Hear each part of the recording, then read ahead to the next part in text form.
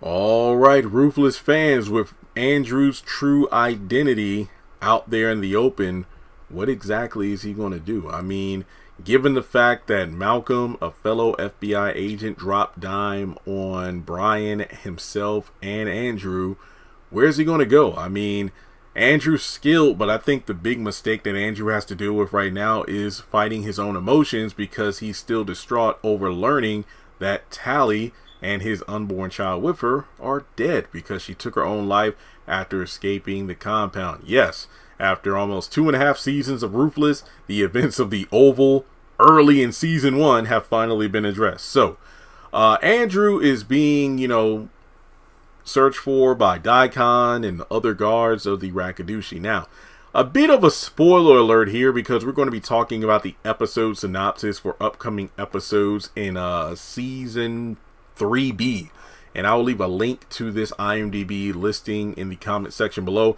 I did a video on this a long time ago, so let's see here. Going over to, let's just skip ahead to episode 14, Dilapidated. Daikon and Sheriff Conley team up to try to capture Andrew while Ruth has the highest right where she wants him. Episode 15, The Pencil Sharpener.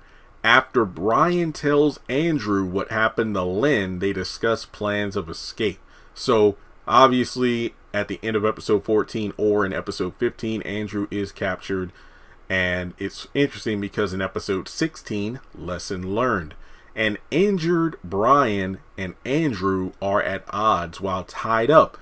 But they realize they need each other in the end if they have any chance of survival. And looking through the episode synopsis, those are the only episodes that have Brian and or Andrew mentioned. So as a result, Andrew does eventually get captured by probably the teaming up of Daikon and Sheriff Conley. And from there, he's probably put in the same punishment trailer as Brian. Given that it's like Brian tells Andrew what happened to Lynn, I don't know what this means for Lynn. I think that her actress was in Atlanta for filming season 4. I could be wrong, but I don't know for sure. So regardless, it's quite possible that Andrew and Brian find a way out of there. So, which begs the question, I ain't gonna lie, they probably not gonna save Malcolm because like, look, he was screwing both our wives, so leave him in that cooler to freeze for all I care. So in the Oval, when Sam is calling his contact at the FBI, more than likely Mac, and he's like, there's a guy on the inside, he could be talking about Malcolm, but then Andrew and Brian escape.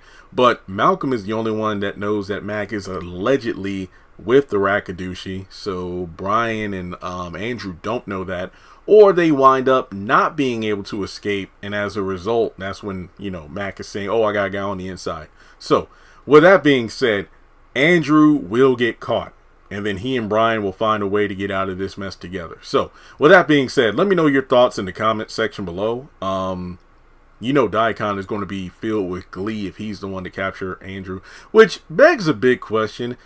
If Mac is with the Rakadushi because Daikon confidently told Malcolm that, wouldn't it make sense for Mac to tell Daikon, who is like, hey, I got a FBI agent coming on the inside, so keep your eye on this person, meaning that he